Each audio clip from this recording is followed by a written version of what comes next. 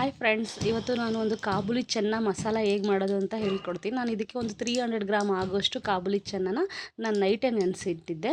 ನೋಡಿ, ನೈಟ್ ನೆನೆಸಿಟ್ಟಿದ್ದೆ. ನೋಡಿ, ಬೆಳಗ್ಗೆ ಅಷ್ಟೊತ್ತಿಗೆ ಇದು ನಾನು ಬೆಳಗ್ಗೆ ಮಾಡಬೇಕು ಅಂದರೆ ನಾನು ನೈಟೇ ನೆನೆಸಿಟ್ಟಿರ್ತೀನಿ.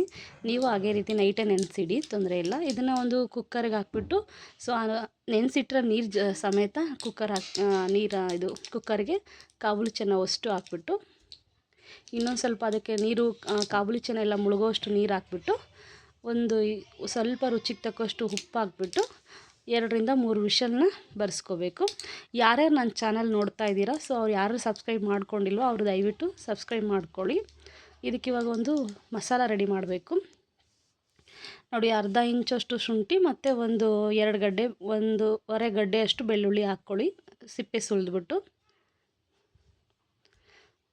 ಅದ್ರ ಜೊತೆಗೆ ಈರುಳ್ಳಿ, ನಾನು 2 ಮೀಡಿಯಮ್ ಸೈಜ್ ಈರುಳ್ಳಿನ ಚಿಕ್ಕದಾಗಿ ಕಟ್ ಮಾಡ್ಕೊಂಡಿದ್ದೀನಿ. ಇದು ಎರಡನ್ನೇ ಪೇಸ್ಟ್ ಮಾಡ್ಕೋಬೇಕು.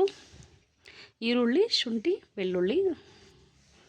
ಇದು ಒಂದು ಅರ್ಧ ಇಂಚಷ್ಟು ಶುಂಠಿ, 1-1.5 ಗಡ್ಡೆಯಷ್ಟು ಬೆಳ್ಳುಳ್ಳಿ ಮತ್ತು 2 ಮೀಡಿಯಮ್ ಸೈಜು ಈರುಳ್ಳಿ. ನೋಡಿ, ಅಷ್ಟರೊಳಗಡೆ ವಿಷಲ್ ಬಂದಿದೆ. ಸೊ ಕಾಬೂಲಿ ಚೆನ್ನ ಕೂಡ ಬೆಂದಿದೆ. ನೋಡಿ, ಇಷ್ಟು ಮೆತ್ತಗೆ ಬೆಂದರೆ ಸಾಕು. ನೋಡಿ, ಇಷ್ಟು ನೀಟಾಗಿ ಬೆಂದಿದೆ. ಇಷ್ಟು ಬೆಂದರೆ ಸಾಕು.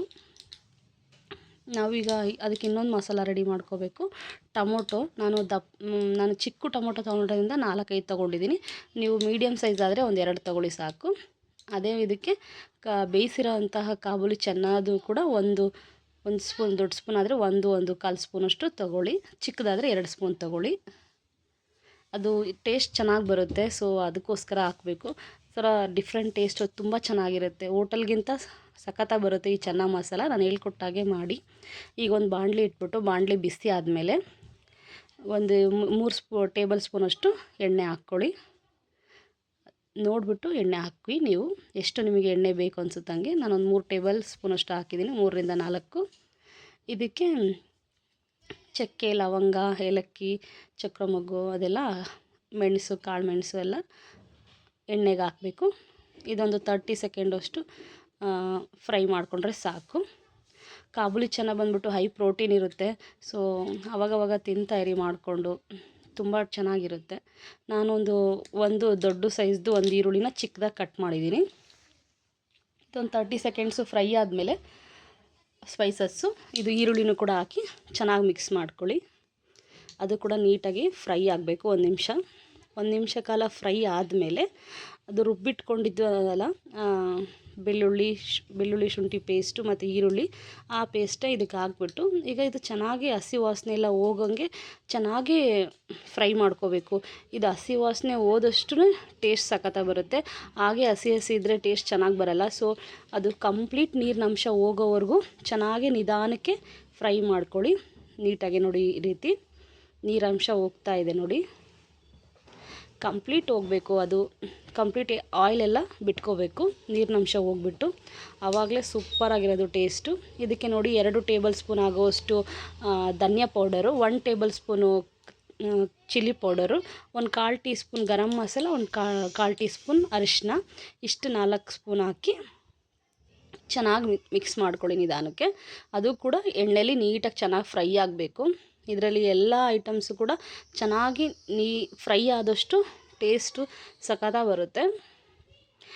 ಇದಕ್ಕೆ ನಾನು ಕಾಳು ಮೆಣಸು ಮತ್ತು ಜೀರಿಗೆ ಪೌಡರ್ನ ಹಾಕ್ತಾಯಿದ್ದೀನಿ, 1 ಟೇಬಲ್ ಸ್ಪೂನಷ್ಟು.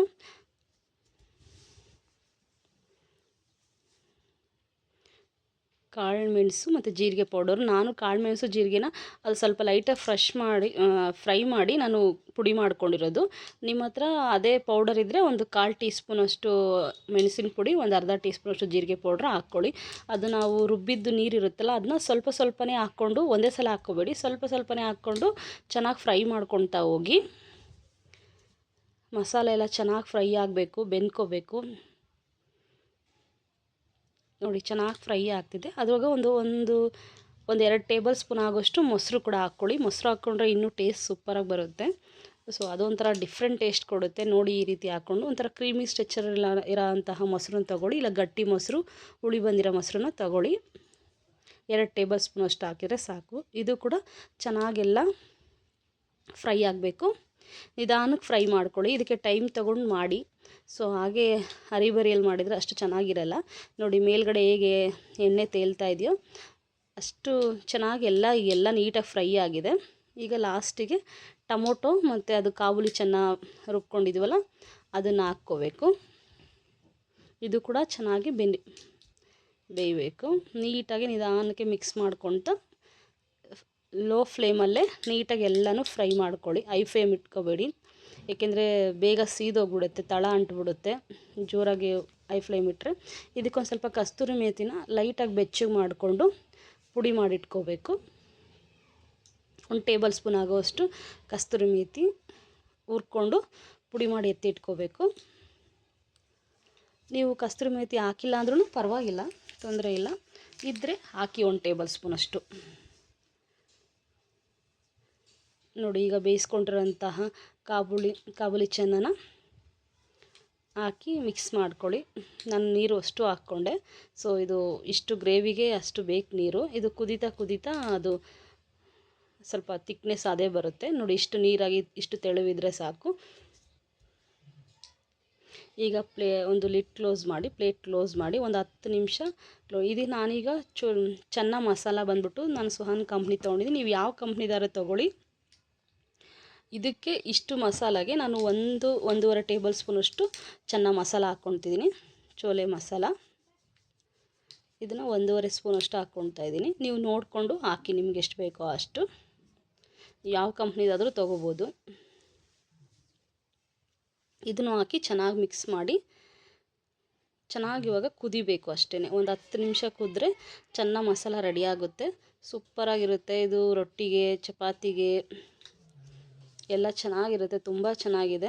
ನೋಡಿ ರುಚಿಗೆ ಒಂದು ಸ್ವಲ್ಪ ರುಚಿಗೆ ತಕ್ಕಷ್ಟು ಉಪ್ಪು ಹಾಕ್ಬಿಟ್ಟು ನಿಮಗೆ ಎಷ್ಟು ನೋಡಿ, ಏಕೆಂದರೆ ಚೆನ್ನ ಮಸಾಲ ಬೇಯಿಸುವಾಗ ಕೂಡ ಕಾಬೂಲಿ ಚೆನ್ನ ಬೇಯಿಸುವಾಗ ಸ್ವಲ್ಪ ಉಪ್ಪು ಹಾಕಿದ್ವಿ, ಅದೆಲ್ಲ ನೋಡಿಕೊಂಡು ಹಾಕ್ಕೊಳ್ಳಿ ಉಪ್ಪನ್ನ.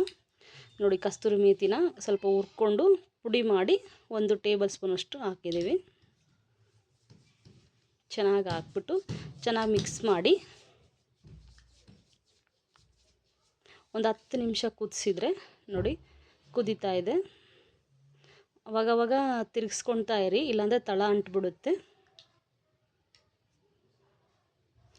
ಅವಾಗವಾಗ ಕುದಿಸ್ಕೊಂಡು ನೋಡ್ತಾ ಇರಿ. ಈಗ ಕುದೀತಾ ಇದೆ ಚೆನ್ನಾಗಿ. ಇನ್ನೊಂದು 5 ನಿಮಿಷ ಕುದ್ರೆ ಚೆನ್ನ ಮಸಾಲ ರೆಡಿಯಾಗಿರುತ್ತೆ.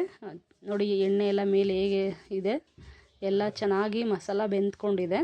ಸಾಕು, ಇಷ್ಟು ಬೆಂದರೆ ಇದಕ್ಕೆ ಲಾಸ್ಟಲ್ಲಿ ಸ್ವಲ್ಪ ಕೊತ್ತಂಬರಿ ಕಟ್ ಮಾಡಿಕೊಂಡು ಮೇಲೆ ಉದುರಿಸ್ಬಿಟ್ಟು ಮಿಕ್ಸ್ ಮಾಡಿ. ಮಿಕ್ಸ್ ಮಾಡಿ ಒಂದು ನಿಮಿಷ ಇಲ್ಲ 2 ನಿಮಿಷ ಕುದಿಸಿದ್ರೆ ಸಾಕು, ಚೆನ್ನ ಮಸಾಲ ರೆಡಿಯಾಗಿರುತ್ತೆ. ಇದು ಹೋಟೆಲ್ಗಿಂತ ಸೂಪರಾಗಿರುತ್ತೆ. ಈ ರೀತಿ ಟ್ರೈ ಮಾಡಿ ನೋಡಿ 1 ಟೈಮು. ಇದು ನಿಜವಾಗ್ಲೂ ತುಂಬ ಸಖತ್ತಾಗಿದೆ ಚೆನ್ನ ಮಸಾಲ. ಇದು ರೊಟ್ಟಿಗೆ, ಚಪಾತಿಗೆ, ದೋಸೆಗೆ ಇಲ್ಲ ರೈಸ್ ಜೊತೆಗೆ ತಿನ್ನೋದಕ್ಕೂ ಕೂಡ ಚೆನ್ನಾಗಿರುತ್ತೆ, ಗೀ ರೈಸ್ಗೆ ಅದಕ್ಕೆಲ್ಲ. ನೋಡಿ ನಾನು ಇವತ್ತು ಇದಕ್ಕೆ ಚಪಾತಿ ಮಾಡಿದ್ದೆ, ತುಂಬ ಚೆನ್ನಾಗಿ ಬಂದಿದೆ ನಮಗೆ. ನೀವು ಒಂದ್ಸಲ ಟ್ರೈ ಮಾಡಿ ಹೇಗಿದೆ ಅಂತ ಹೇಳಿ ಕಮೆಂಟ್ ಮಾಡಿ ತಿಳಿಸಿ. ನನ್ನ ಚಾನಲ್ ಇಷ್ಟ ಆದರೆ ಸಬ್ಸ್ಕ್ರೈಬ್ ಮಾಡ್ಕೊಳ್ಳಿ. Thank you for watching my YouTube channel.